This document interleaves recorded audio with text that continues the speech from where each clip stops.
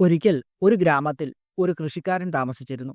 അയാൾക്ക് സ്വന്തമായി നല്ല ഒരു ഗോതമ്പ് പാടവും ഉണ്ടായിരുന്നു. കൃഷിക്കാരൻ കുറെ കോഴികളെയും വളർത്തിയിരുന്നു.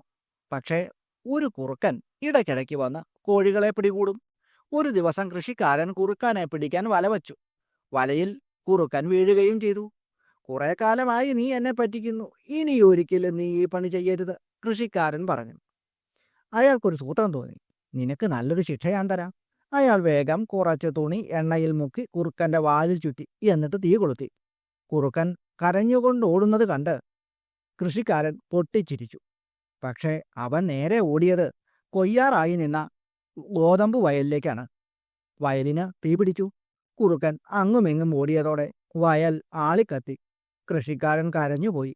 ആലോചിക്കാതെ മണ്ടത്തരം കാണിച്ചാൽ സകലതും നശിക്കും. കത്തിക്കരിഞ്ഞ വയലിലേക്ക് നോക്കിയിരുന്ന കർഷകൻ ഓർത്തു. പ്രണവപ്രകാശത്തിന്റെ പുതിയ ഒരു അധ്യായത്തിലേക്ക് എല്ലാവർക്കും സ്വാഗതം. ഹൃദയസ്ഥാപി സർവേഷാം യാനകേനാപി ദൃശ്യത്തെ സൂക്ഷ്മവിജ്ഞാനരൂപായൈ തസ്യൈ ദേവ്യൈ നമോ നമഃ. അമ്മ എല്ലാവരുടെയും ഹൃദയത്തിൽ സ്ഥിതി ചെയ്യുന്നു. എന്നാലും എല്ലാവർക്കും അമ്മയെ കാണുവാൻ കഴിയുന്നില്ല. സൂക്ഷ്മമായ വിജ്ഞാനം അമ്മയുടെ സ്വരൂപം തന്നെയാണ്. അപ്രകാരമുള്ള എൻ്റെ അമ്മേ, അവിടേക്ക് വീണ്ടും വീണ്ടും നമസ്കാരം, നമസ്കാരം. ജഗദീശ്വരിയായ ലളിതാ ത്രിപുര സുന്ദരീ ദേവി സൗന്ദര്യ സാര സർവസ്വമാണ്. കാമദേവനാൽ പൂജിക്കപ്പെടുന്നവളാണ് അമ്മ. അതുകൊണ്ട് തന്നെ അമ്മയിൽ ശൃംഗാരരസം നിറഞ്ഞിരിക്കുന്നതിൽ അത്ഭുതപ്പെടേണ്ടതില്ല. അവിടുത്തെ മനസ്സിൽ മുന്നിട്ടു നിൽക്കുന്നതും ശൃംഗാരരസം തന്നെ. നവരസങ്ങളിൽ പ്രധാനപ്പെട്ടത് ശൃംഗാരമാണ്. ശൃംഗാരം കൊണ്ട് നിറഞ്ഞിരിക്കുന്നവളാണ് മഹാദേവി.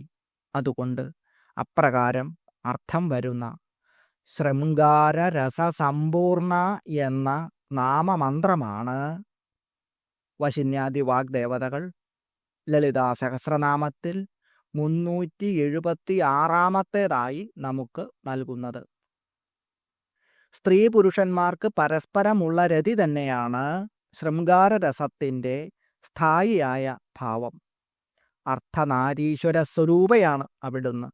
മഹാകാമേശ്വരൻ്റെ മടിത്തട്ടിലാണ് അമ്മയുടെ വാസം. അതുകൊണ്ട് ഭർത്താവിനെ പിരിഞ്ഞിരിക്കുന്ന ഒരു സമയം അമ്മയ്ക്ക് ഉണ്ടാകുന്നതേയില്ല.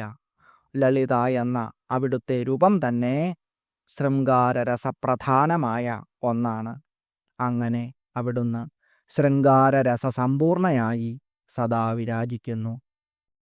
ശൃംഗം എന്ന പദത്തിന് 2 എന്ന അർത്ഥമുണ്ട്. ശൃംഗം എന്ന പദത്തിന് കൊമ്പ് എന്ന് അർത്ഥമുള്ളതുകൊണ്ടും കൊമ്പിൻ്റെ എണ്ണം 2 ആയതുകൊണ്ടുമാണ് ഇവിടെ ഇങ്ങനെ ഒരു അർത്ഥം കൽപ്പിക്കുന്നത്. മധുരം, ഉപ്പ്, പുളി തുടങ്ങിയ രസങ്ങൾ 6 അതുകൊണ്ട് അവയെ ഷഡ്രസങ്ങൾ എന്ന് പറയും. ആരം എന്ന പദത്തിന് ദളം എന്ന് അർത്ഥമുണ്ട്. ശൃംഗം എന്ന പദത്തിന് 2 എന്നും ആരം എന്ന പദത്തിന് ദളം എന്നും രസം എന്നതിന് 6 എന്നും. സം എന്നാൽ ഇടയ്ക്കിടയ്ക്ക്. പൂർണ്ണ എന്ന പദത്തിൻ്റെ അർത്ഥം സ്ഥിതി ചെയ്യുന്നു. ഇവയെല്ലാം ചേരുമ്പോൾ ശൃംഗാരരസം എന്നതിന് 12 ദളങ്ങൾ എന്ന് അർത്ഥം കിട്ടും. അങ്ങനെ വരുമ്പോൾ ദ്വാദശാരം മഹാചക്രമമലാനാഹദാഹ്വയം തദേതത് പൂർണ്ണഗിര്യാഖ്യം പീഠം തവ വരാനനെ. 12 ആരങ്ങളുള്ള അഥവാ ദളങ്ങൾ ഉള്ള ചക്രമാണ് അനാഹതം. അവിടെ പൂർണ്ണഗിരിപീഠത്തിൽ സമ്പൂർണയായി സ്ഥിതി ചെയ്യുന്നവൾ എന്ന് തന്ത്രശാസ്ത്രപരമായി ഒരു വ്യാഖ്യാനമുണ്ട്.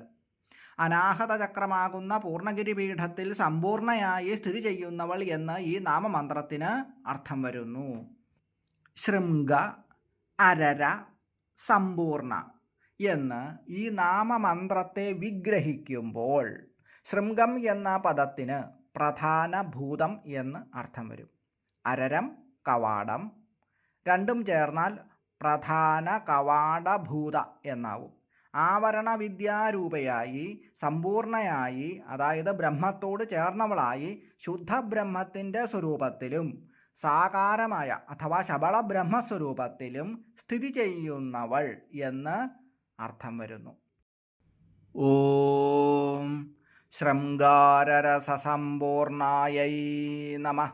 ഓം ഓം ഹ്രീം ശൃംഗാരരസസമ്പൂർണായൈ നമഃ. ശ്രീ പാർവതി പരമേശ്വരന്മാരെ പോലെ ദമ്പതികൾ ഒരിക്കലും പിരിയാതെ സ്നേഹപൂർവം പരസ്പര സഹകരണത്തോടുകൂടി ജീവിക്കുന്നതിന് ഏറ്റവും ഉത്തമമായ ഒരു മന്ത്രമാണിത്. സന്ധ്യാസമയത്ത് ശ്രീചക്രത്തിന് മുന്നിലോ സന്ധ്യാദീപത്തിനു മുന്നിലോ ഭാര്യയും ഭർത്താവും കൈകോർത്ത് പിടിച്ച് ഈ മന്ത്രം 21 പ്രാവശ്യം ജപിക്കുക. അവർ തമ്മിലുള്ള ബന്ധം ദിനംപ്രതി സുദൃഢമായി വരികയും നല്ല ഒരു ജീവിതം ഉണ്ടാവുകയും ചെയ്യും. അമ്മയെ ധ്യാനിച്ചുകൊണ്ട് ഭാര്യ 27 പ്രാവശ്യം ഈ മന്ത്രം ജപിച്ച് ഏതെങ്കിലും ഭക്ഷണം നൽകുകയോ ചരട് കെട്ടിക്കൊടുക്കുകയോ ചെയ്താൽ ഭർത്താവ് ആ സ്ത്രീയുടെ പാദസേവകനെ പോലെയായി മാറുന്നതാണ്. ഇഷ്ടപ്പെട്ട സ്ത്രീയുടെ മുഖത്ത് നോക്കി ഈ മന്ത്രം 7 പ്രാവശ്യമെങ്കിലും ജപിച്ചുകൊണ്ട് സംസാരിക്കുക. ആ സ്ത്രീ വശമാകും. അതുപോലെ ഏതെങ്കിലും ഇഷ്ടപ്പെട്ട പുരുഷനുമായി സംസാരിക്കുമ്പോൾ സ്ത്രീ മന്ത്രം ജപിച്ചാൽ പുരുഷൻ വശമാകും.